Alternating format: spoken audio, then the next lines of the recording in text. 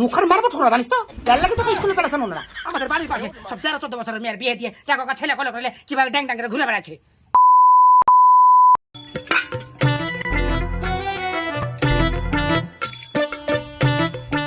বাপ দাঁড়াও, ঠিকভাবে বাড়ি যাবা, আরে বাড়িতে যাই আমাকে ফোন করবা, ঠিক আছে? আর কি ফোন করব চাচি, আপনার মেয়ে তো আমার সাথে কথাই বললো না। আরে বা তুমি বুঝো না কেন, আমার মেয়ের কতটুকু বয়স আছে বলো ধেনি, তুমি কোনো টেনশন করবা না, যা করে হোক আমার টিনাকে তোমার হাতে তুলে দেবো, তুমি কোনো টেনশন করবে না, আমি আছি তো। নাকি তোমার চাচিকে বিশ্বাস হয় না? বিশ্বাস আছে চাচি, তার জন্যই তো এসেছি। আচ্ছা চাচি, আপনার আশাতেই থাকলাম, আমি তাহলে আজকে যাই। আচ্ছা ঠিক আছে, যাও, যাই ফোন করবা কিন্তু। আসসালামু আলাইকুম চাচা। ওয়ালাইকুম আসসালাম।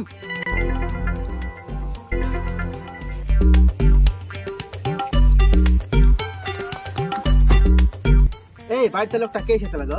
ও কারেন্টের অফিসার, কারেন্টের বিল দেখে এসেছিল, আর যেমন সে আছে অত কই ফুটলে ওখানে গো, বারবার শুধু আটি ভেঙে সাজিয়ে হয় তোমাকে। তাড়াতাড়ি চলো, মুখে তোমাদের খাই লাও। এখন আমি যাবো না, আর এক বস্তা ঘাস আছে, নিয়ে সেখানে খাবো। ঠিক আছে, তাড়াতাড়ি এসে যাও।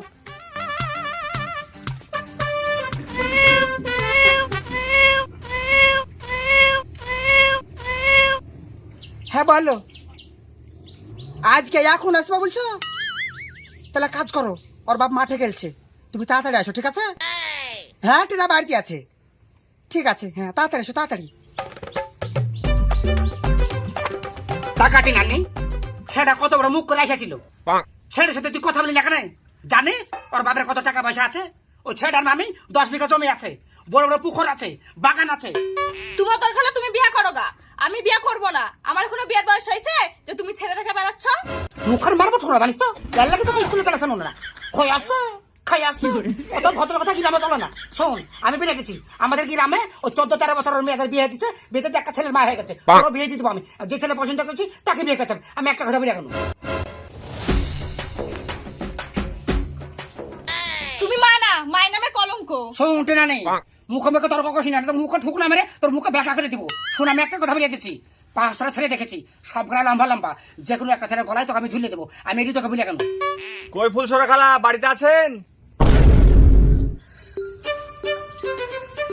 দেখ দেখ একটু তোর চোখ দিয়ে ভালো করে দেখ, ছেলেটাকে তোর সুন্দর লম্বা, হাত পাক হাতের মতন, ওরকমই 4-5টা ছেলে তোর লাগে আমি পছন্দ করে খেয়েছি, যে কোনো একজনের সাথে বিয়ে দেবো, তুই কোনো টেনশন করিস না, বুঝলি তো? দেখ দিনি ভালো করে দেখ দিনি কত সুন্দর ছেলেটা। সুন্দর ছেলে তো, তুমি বিয়ে করে যাও।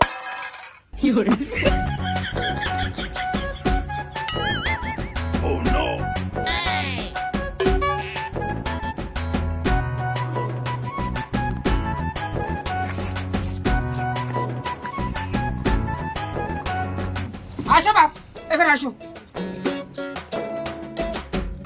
বসো বাপ বসো। ভালো আছেন খালা?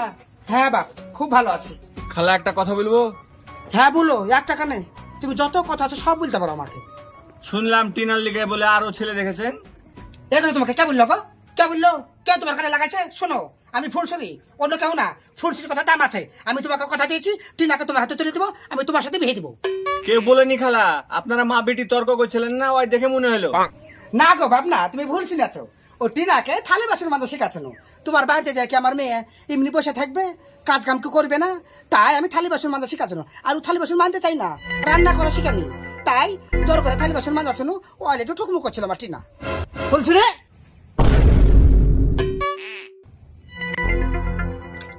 তুই কার বিয়ের আলোচনা করছিস? আর ওই ছেলেটাকে?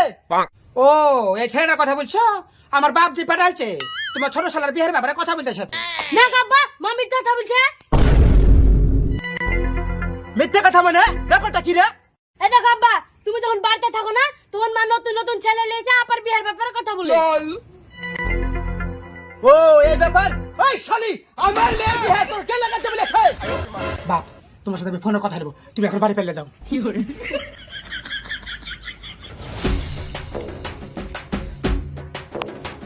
ওই শালি, তুই বাড়ির মুন্ডল হয়েছিস, তুই আমার মেয়ের বিয়ে লাগাচ্ছিস? হ্যাঁ আমি মন্ডল, আমি মন্ডল, দুদিন পর একার সাথে বাইরে যাবে, তোর মান সম্মান করে থাকবে, করে থাকবে।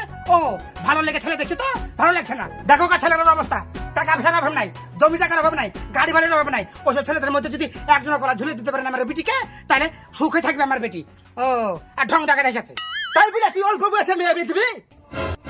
আমার মেয়ে বিয়ে আমি দিব, তুই বুলা কে রে? আমি ওর মানা না, আমি ওর মানা, 2-3 বছর ছেলে যখন কার সাথে বাইরে যাবে তখন মান সম্মান করে থাকবে, তুমি খাটের বসে বসে কানবা, তুমি তখন আমাকে বলবা ফুলসুরি তোর ডিসিশনটা ভালো ছিল, তুই ঠিক কথা বলেছিলি। ও ওইসব ছেলে গেলা দেখো কা কি লম্বা চওড়া, হাত পা দেখে হাতের মতো লাগে, ওদের মধ্যে যদি দেখুন একটা ছেলের গলাতে যদি আমার বেটিকে ঝুলে দিতে পারি, আমার বেটি রাজরানী হয়ে থাকবে, সুখে খাবে। ওটুক ভাবছে না তুমি, ওটুক ভাবছে না। কি হবে অল্প বয়সের বিয়ে দিলে কি হবে? হ্যাঁ, আমাদের বাড়ির পাশে সব 13-14 বছরের মেয়ের বিয়ে দিয়ে দেখো কা ছেলে কলে করলে কিভাবে ড্যাং ড্যাং করে ঘুরে বেড়াচ্ছে। আব্বা তুমি আমাকে হস্টেলে পাঠিয়ে দাও, আমি আর বাড়িতে থাকবো না। তুই জানি তুই মুখ বন্ধ করে থাক বলছি, তোর মুখ ভেঙে দেবো।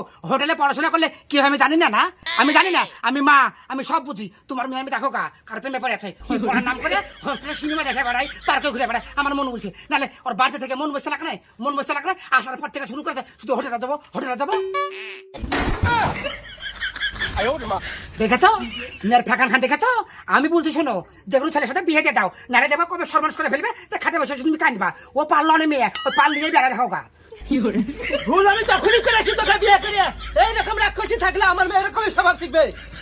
ছেলে মেয়ের প্রধান শিক্ষক হলো মা, আর সে মা যদি সামান্য পয়সার লোভে অল্প বয়সে মেয়েদেরকে বিয়ে দিয়ে দেয়, তাহলে আমরা মূর্খ সমাজে বাস করছি। সবথেকে বড় কথা হলো, আমাদের সমাজে কিছু মায়েদেরকে দেখি সামান্য পয়সার লোভে নিজের মেয়েকে লেলিয়ে দেয়। আমি সেসব মায়েদেরকে বলতে চাই, আপনারা কি ওপরওয়ালাকে বিশ্বাস করেন না? ওপরওয়ালা সবসময় আমাদেরকে চোখে চোখে রাখে, যে যার যোগ্য তাকে সেইভাবে রেখেছে ওপরওয়ালা। যাই হোক, সামান্য পয়সার লোভে নিজের মেয়েকে অল্প বয়সে বিয়ে দিবেন না। আপনার যে কোনো বিপদ থেকে উদ্ধার করার মালিক হচ্ছে ওপরওয়ালা। যাই হোক বন্ধুরা, ভিডিওটা যদি ভালো লাগে অবশ্যই একটা লাইক এবং কমেন্ট এবং শেয়ার করতে ভুলবেন না। দেখা হচ্ছে পরের ভিডিওতে। ভালো থাকবেন সবাই।